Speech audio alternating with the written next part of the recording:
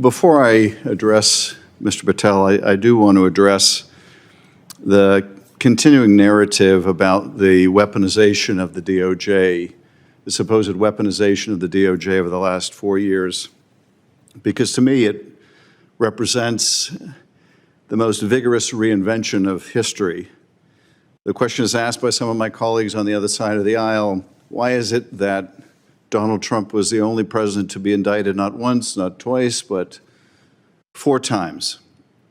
And isn't this, by definition, a double standard, a treating of this president differently because no other president in history has been indicted so many times? Well, the one doesn't fall from the other. Yes, this president was indicted more than any other president in history because this president committed more crimes than any other president in history. And let's look at what he was indicted for, because we can't just talk about this in the abstract. He was indicted for inciting a violent attack on the Capitol to stop the peaceful transfer of power. And yes, he's the only president ever to be indicted on those charges because he's the only president to have incited a violent attack on the Capitol. That doesn't mean a double standard was applied to Mr. Trump. It means the rule of law was applied to Mr. Trump. Indeed, the fact he was charged was a vindication of the rule of law, that we are a nation of laws, not a nation of men. It was an affirmation of that principle, not its abrogation.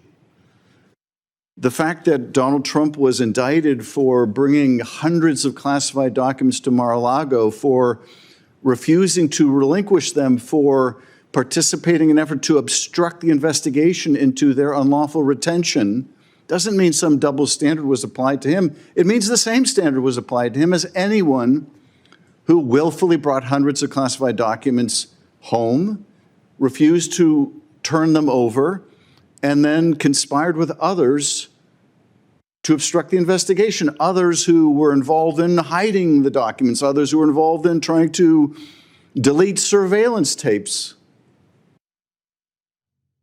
The fact that Donald Trump was indicted for making hush money payments to a porn star to hide this from voters before the election in violation of the campaign laws, the fact that he was the first to be indicted for that, well, probably means he was the first presidential candidate to be making hush money payments to a porn star to hide it from voters. And so let's not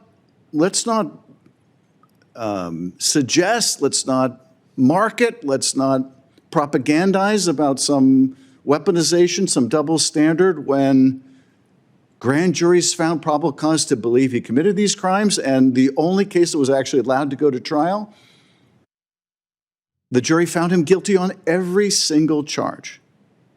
Now, my colleagues on the other side say, we have to restore confidence in the Department of Justice and the FBI because the public has such low confidence in them. Well, yes, of course the public has low confidence in the department. The department has been trashed by the former and now current president for years. Of course, with that kind of circular logic, there's a low opinion of the department and the Bureau because it's been trashed for years. And why has it been trashed? Because the people of the Department of Justice and the FBI had the audacity to believe what we were saying. That is, there is one standard for the rule of law. It applies to everyone equally. It even applies to the high and mighty. It even applies to the President of the United States. I've worked with the FBI since I was a prosecutor more than 30 years ago. They're the finest law enforcement agency in the country. I don't think they have any near peer. They are the best of the best. And to see what they're going through now with this purge, this witch hunt, is just awful for such dedicated public servants. And it's not just, as many of my colleagues have been emphasizing, it's not just that they were assigned cases they had no discretion about taking. Yes, that's true. But it's not just that. It's the fact that these cases were also deeply legitimate cases involving people who violently attacked this building, including, by the way, a prosecutor named Emil Bove, one of the guys leading this witch hunt. It was just revealed at the Southern District of New York, where he was working at the time, was one of the aggressive prosecutors working with the FBI on these January 6 cases. Now, he's the guy helping to lead the Inquisition in the FBI, the purging, the witch hunt. So this is what we're doing to the FBI right now. Now, Kash Patel was asked in committee, and he was asked after committee. We've already talked about what he was asked in committee. Let me just read the questions I asked him for the record and his answers. And bear in mind, this is just a few days after his testimony, or immediately after his testimony, and I asked, it has been reported that senior career officials across DOJ have been reassigned or fired since President Trump's inauguration. More than a dozen officials who worked on the special counsel team that investigated Donald Trump in 2 separate criminal cases were fired by Acting Attorney General James McHenry. Within the FBI, senior leaders were ordered to retire, resign, or be fired by February 3rd, 2025. Question, were you aware of these personnel moves before they occurred? Answer, not that I recall. Were you consulted by anyone at the White House, DOJ, or FBI about any of these personnel decisions? Answer, not that I recall. Have you had any conversations with the White House, DOJ, or FBI about these or other personnel moves at the FBI? Not that I recall. Okay, it's one thing if we're talking about events that happened 2 years ago or 4 years ago or 10 years ago. It might be appropriate to say, not that I recall. These were things, conversations he was asked about that happened days or hours earlier.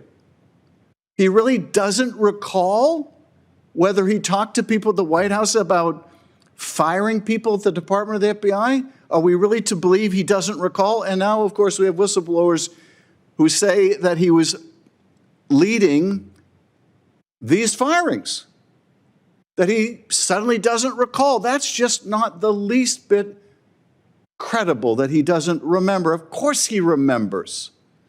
I don't recall, not that I recall. That's the language an attorney tells you to use when you want to perjure yourself, but you don't want to be caught in a perjury. This is who we're voting to make the director of the FBI, the guy who says, I don't recall whether I participated in ordering the firing of people. I don't recall. This is the guy who testified to this committee, I think, when Ranking Member Durbin asked him about his role in producing song with the people who attacked police on January 6th. I had nothing to do with the recording, he told us. Of course, we know because it was recorded. There he was on Steve Bannon's podcast saying, yeah, we took the recording to the studio, and yeah, we digitized it, we mastered it, we. And when he's confronted with this during the committee, he gives us the novel defense, we doesn't include me. We doesn't include me now. I don't know what's worse, the fact that Kash Patel wanted to take credit for making a song with convicted felons who attacked police officers, or wanted to take credit for something he never did, or he did it and he lied about it. But either way, it's pretty damning for anyone, let alone someone who would be the director of the FBI. This is a guy also who was called before the grand jury, first probably nominee for FBI director in history, called before the grand jury, refused to testify in a criminal case without getting immunity. Plead the fifth, demanded immunity. This is going to be the FBI director, a guy who won't testify in a case investigated by the FBI without getting immunity? A guy who has, I guess, stock options worth $1 to $5 million from a company financed by the Chinese Communist Party? And we still don't know what he did to earn $1 to $5 million from a company affiliated with the Chinese Communist Party, who made money from some Czechoslovak group, an arms conglomerate with ties to Putin. We still don't really know what he did to earn money from them either. This is really astounding that we are where we are. I've known Kash Patel since he was a staffer for Devin Nunes. He is not someone you would ever think of when you think of fidelity, bravery, integrity. Not when he was a staffer, not when he was in the Trump administration. In fact, the people who speak most damningly of Kash Patel are the people who worked with him in the administration. People like Bill Barr, who for a lesser position said over my dead body when asked about Kash Patel. It is just a tragedy for the FBI that it comes to this. I can't imagine the demoralization at the FBI and at the Department of Justice. The damage will be long, long standing. It seems my colleagues are determined to confirm him on the Senate floor. And to all those FBI agents I worked with over the years, to all that are there now that I've not had the privilege of working with, my heart breaks for what you're about to go through with leadership that you cannot respect, who has not earned your respect, who will not earn your respect. I know you will put your head down and do your jobs because you're professionals. I hope you stay at the FBI. I hope you don't leave, because if you're committed to the mission and you leave, then it's going to just leave behind people who are less committed to the mission. So I hope you'll stay. I hope you'll gut it out. I hope the same is true of the career professionals at the Department of Justice who are the subjects of a similar witch hunt. I spent almost 6 years in that department. I venerate that department. And we need the career civil servants, public servants who serve in both those institutions.